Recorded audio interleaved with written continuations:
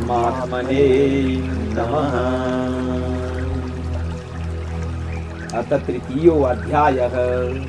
अर्जुन उवाच ज्यायसि चेत् कर्मणस्ते मता बुद्धिर्जनार्दन तत्किं कर्मणि घोरे मां नियोजयसि केशव।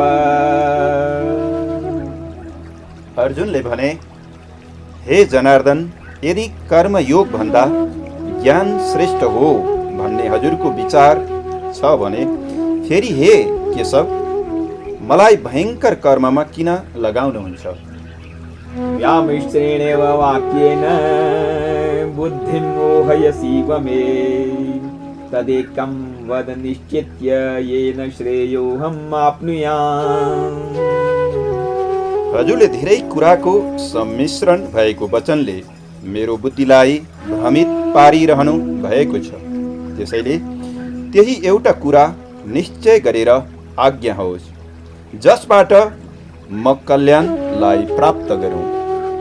श्री भगवान उवाच लोके अस्मिन् द्विविधा निष्ठा पुरा प्रोक्ता मया नघ ज्ञान योगेन सांख्यानां कर्म योगेन योगिनां।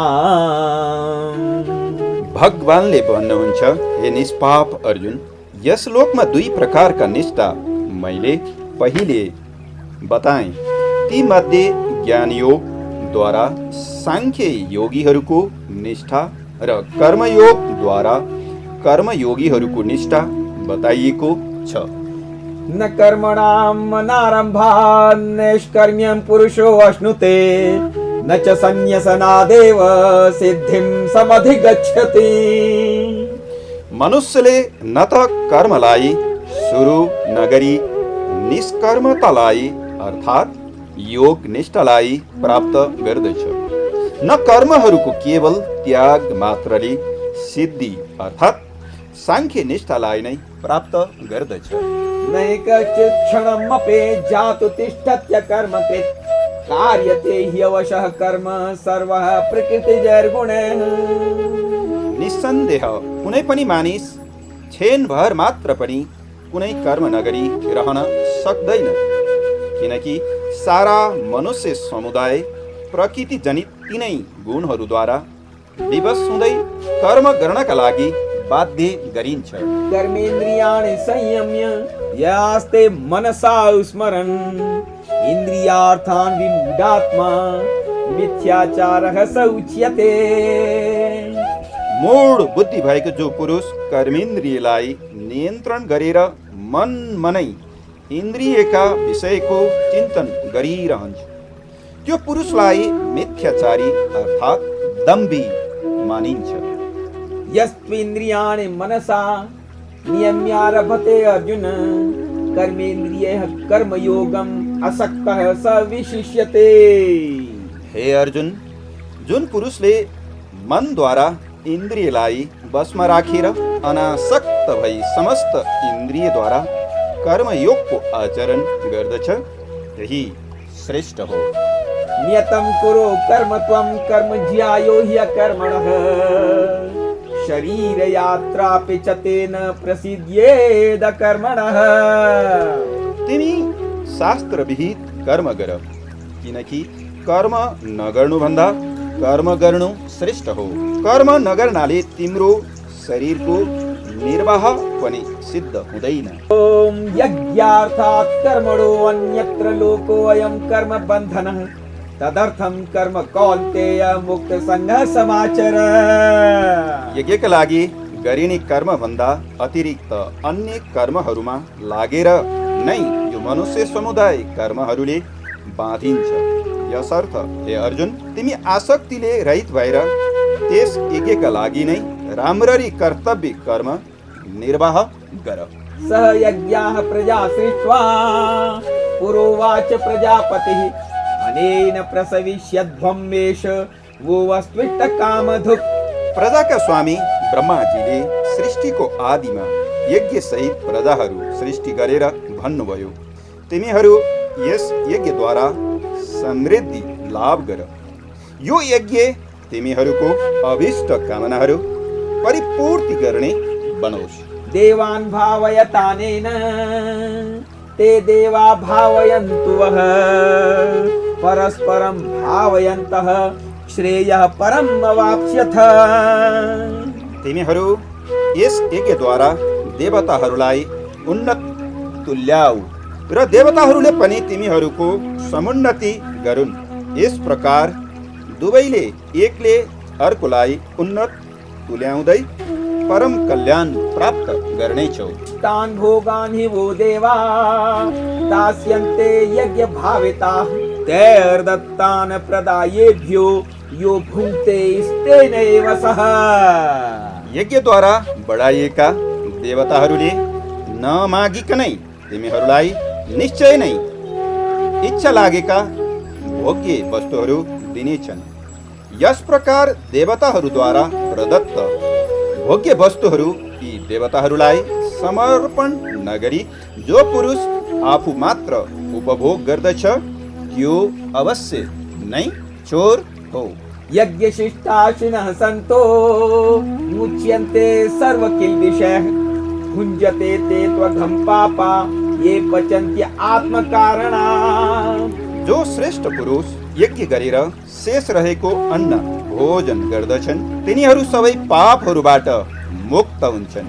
तर जो आफ्नो शरीर पोषणका लागि मात्र अन्न पकाउँदछन् ती पापीहरूले त पाप मात्रै भोग्दछन्। अन्नाद् भवन्ति भूतानि पर्जन्यादन्न सम्भवः यज्ञाद् भवति पर्जन्यो यज्ञ कर्म समुद्भवः कर्म ब्रह्मोद्भवं विद्धि ब्रह्माक्षर समुद्भवं तस्मात् सर्वगतं ब्रह्म नित्यं यज्ञे प्रतिष्ठितम्। समस्त प्राणीहरू अन्नबाट उत्पन्न हुन्छन्। वर्षबाट अन्न पैदा हुन्छ, यज्ञबाट वृष्टि हुन्छ, यज्ञ विहित कर्मबाट उत्पत्ति हुन्छ। कर्म समुदायलाई तिमी वेदबाट उत्पन्न र वेदलाई अविनाशी परमात्माबाट उत्पन्न भएको बुझ। त्यसैले सर्वव्यापक परम अक्षय परमात्मा सधैँ यज्ञमा प्रतिष्ठित हुन्छ। एवं प्रवर्तितं चक्रं नानुवर्तयति यः अघायुरिन्द्रियारामो मोघं पार्थ स जीवते। हे पार्थ, जसले यस लोकमा परम्परादेखि चल्दै आएको सृष्टि चक्रको अनुसरण गर्दैन अर्थात् कर्तव्य पालन गर्दैन, इन्द्रियहरूद्वारा विषय भोगमा रमण गर्ने पापमय जीवन भएको पुरुषलाई बाँच्नु व्यर्थ हुन्छ। यस्त्वात्मरतिरेव स्यादात्मतृप्तश्च मानवः आत्मन्येव च सन्तुष्टस्तस्य कार्यं न विद्यते। परन्तु जुन मनुष्य आत्मामै रमण गर्ने र आत्मामै तृप्त तथा सन्तुष्ट हुने खालको छ उसका लागि कुनै पनि कर्तव्य रहँदैन। नैव तस्य कृतेनार्थो न कृतेनेह कश्चन न चास्य सर्वभूतेषु कश्चिदर्थव्यपाश्रयः। त्यस महापुरुषलाई यस विश्वमा न त कर्म गर्नुको कुनै प्रयोजन रहन्छ न कर्म नगर्नुको नै कुनै प्रयोजन रहन्छ तथा सम्पूर्ण प्राणीहरूमा यसको थोरै मात्र पनि स्वार्थको सम्बन्ध रहँदैन। तस्मादसक्तः सततं कार्यं कर्म समाचर असक्तो ह्याचरन् कर्म परम आपनोति पुरुषः। यसर्थ तिमी निरन्तर आसक्तिदेखि पर रहेर सधैँ कर्तव्य कर्मलाई उचित रीतले गर्दै गर, किनकि आसक्तिबाट रहित भएर कर्म गर्दै गरेको मनुष्यले परमात्मालाई प्राप्त गर्दछ। कर्मणैव हि संसिद्धिम् आस्थिता जनकादयः लोक संग्रहम् एवापि सम्पश्यन् कर्तुम् अर्हसि। जनकादि ज्ञानी जनले पनि आसक्ति रहित कर्मद्वारा नै परम सिद्धिलाई प्राप्त गरेका थिए। यसर्थ लोक संग्रहलाई विचार गर्दा पनि तिमी कर्म गर्नका लागि नै योग्य छौ, अर्थात् तिमीले कर्म गर्नु नै उचित हुन्छ। यत् यत् आचरति श्रेष्ठस्तत्तद्देवेतरो जनः स यत् प्रमाणं कुरुते लोकस्तदनुवर्तते। श्रेष्ठ पुरुषले जे जस्तो आचरण गर्दछ अन्यले पनि त्यस्तै आचरण गर्दछन्। उसले जस्तो प्रमाण बनाउँदछ, समस्त मनुष्य समुदायले त्यसै अनुसार व्यवहार गर्न थाल्दछन्। न मे पार्थास्ति कर्तव्यं त्रिषु लोकेषु किञ्चन नानवाप्तम् अवाप्तव्यं वर्त एव च कर्मणि। हे अर्जुन, तीनवटै लोकहरूमा मेरा लागि न कुनै कर्तव्य छ, न कुनै प्राप्त गर्नुपर्ने वस्तु अप्राप्त नै छ। तैपनि म आफ्नो कर्तव्य कर्ममा लागि नै रहेको छु। यदि ह्यहं न वर्तेयं जातु कर्मण्यतन्द्रितः मम वर्तमानो वर्तन्ते मनुष्याः पार्थ सर्वशः। किनकि यदि म सावधान भई कदाचित कर्तव्य कर्ममा लागिन भने हे पार्थ, ठुलो हानि हुन सक्छ।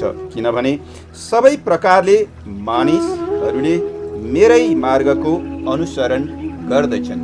उत्सीदेयुर्मे लोका न कुर्यां कर्म चेदहं शङ्करस्य च कर्ता स्याम् उपहन्यामि महाप्रजाः। यसर्थ यदि मैले कर्म गर्न छोडिदिएँ भने यी सबै मनुष्य नष्ट भ्रष्ट हुनेछन् अनि म वर्ण शङ्करको कारक हुनेछु र समस्त प्रजाको विनाशक पनि बन्नेछु।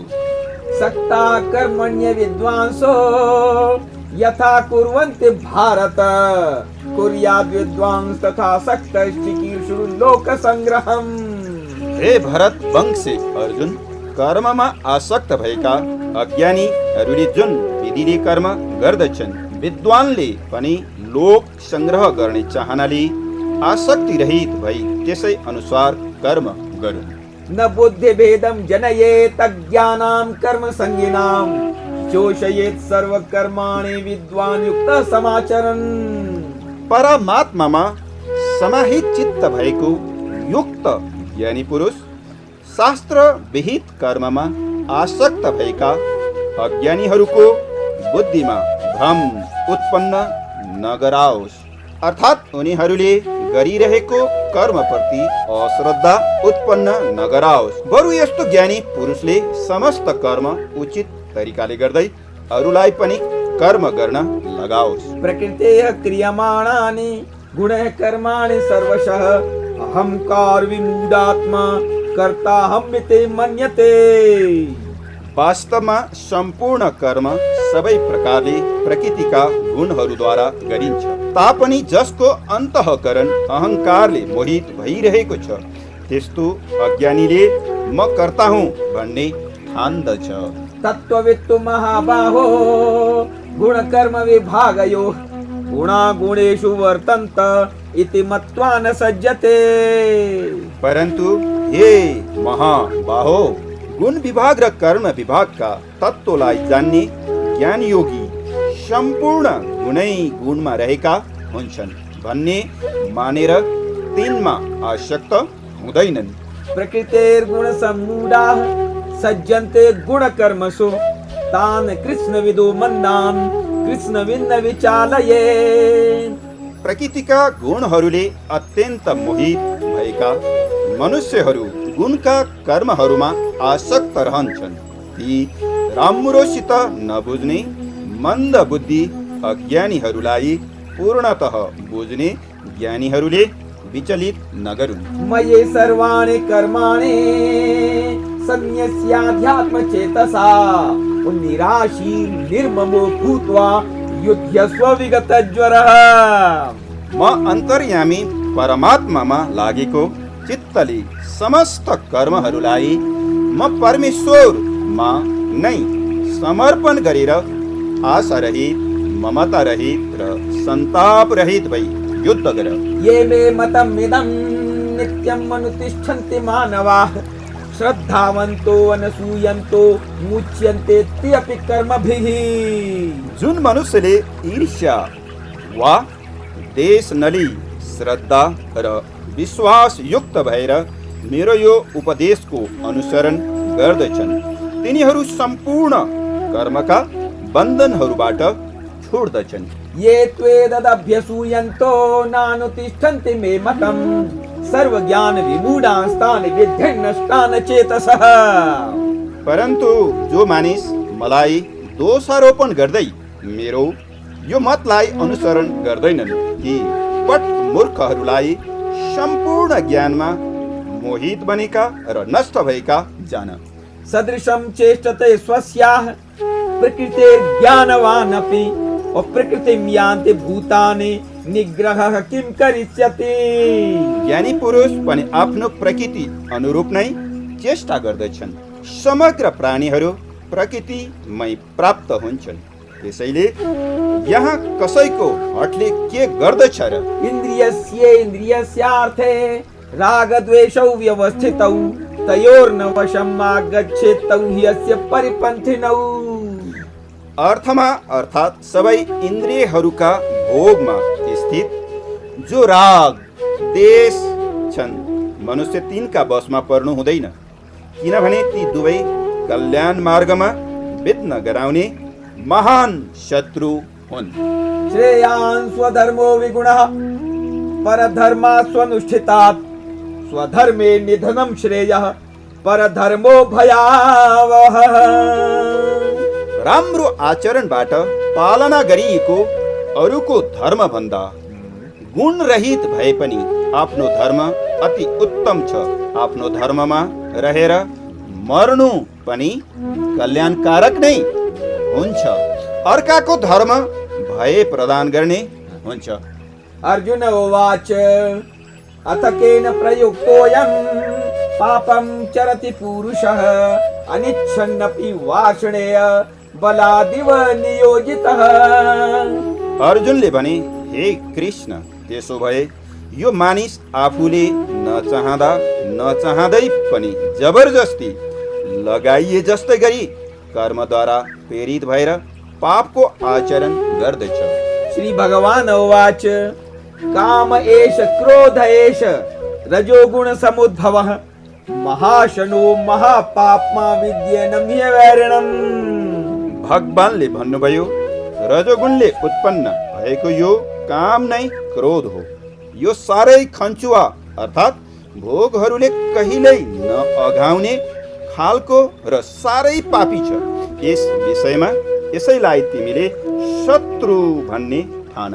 धूमेनाव्रियते वह्निर्यथा दर्शो मलेन च यथोल्बेनावृतो गर्भस्तेन तमावृतम्। जसरी धुवाँका कारण आगो र मैलोको कारण ऐना ढाकिन्छ, अथवा जसरी साल नालका कारण गर्भ ढाकिन्छ, त्यसै गरी त्यो काम र क्रोधका कारण यो ज्ञान ढाकिएको छ। आवृतं ज्ञानम् एतेन ज्ञानिनो नित्यवैरिणा कामरूपेण कौन्तेय दुष्पूरेणानलेन च। हे अर्जुन, यो अग्नि समान कहिल्यै पूर्ण नहुने कामरूपी ज्ञानीहरूको नित्य वैरीद्वारा मनुष्यको ज्ञान ढाकिएको छ। इन्द्रियाणि मनोबुद्धिरस्याधिष्ठानम् उच्यते एतैर्विमोहयत्येष ज्ञानम् आवृत्य देहिनम्। इन्द्रियहरू मन र बुद्धि यी सबै काम भावका वास स्थान हुन्। यो कामले यी मन बुद्धि र इन्द्रियहरूका माध्यमले नै ज्ञानलाई आच्छादित गर्दै जीवात्मालाई मोहित तुलाउँदछ। तस्मात् त्वम् इन्द्रियाण्यादौ नियम्य भरतर्षभ पाप्मानं प्रजहि ह्येनं ज्ञान विज्ञाननाशनम्। यसर्थ हे अर्जुन, तिमी पहिला इन्द्रियहरूलाई वशमा गरेर यो ज्ञान र विज्ञानलाई नाश गर्ने विशाल पापी कामलाई अवश्य नै बलपूर्वक नष्ट गर। इन्द्रियाणि पराणि आहुरिन्द्रियेभ्यः परं मनः मनसस्तु परा बुद्धिर्यो बुद्धेः परतस्तु सः। इन्द्रियहरूलाई स्थूल शरीर भन्दा पर अर्थात् श्रेष्ठ बलवान र सूक्ष्म मानिन्छ। मन इन्द्रियहरू भन्दा पर छ, मन भन्दा पनि पर बुद्धि छ, परन्तु जो बुद्धि भन्दा पनि ज्यादै पर त्यो परमात्मा छ। एवं बुद्धेः परं बुद्ध्वा संस्तभ्यात्मानम् आत्मना जहि शत्रुं महाबाहो कामरूपं दुरासदम्। यस प्रकार बुद्धिदेखि पर सूक्ष्म एवं सबै प्रकारबाट बलवान र श्रेष्ठ आत्मालाई जानेर फेरि बुद्धिद्वारा मनलाई वशमा गरेर हे महाबाहो आफ्नो शक्ति स्मरण गरी तिमीले यस दुर्जय कामरूप शत्रुलाई मार। ओम तत्सदिति श्रीमद्भगवद्गीतासु उपनिषत्सु ब्रह्मविद्यायां योगशास्त्रे श्रीकृष्णार्जुन संवादे कर्मयोगो नाम तृतीयो अध्यायः। ओम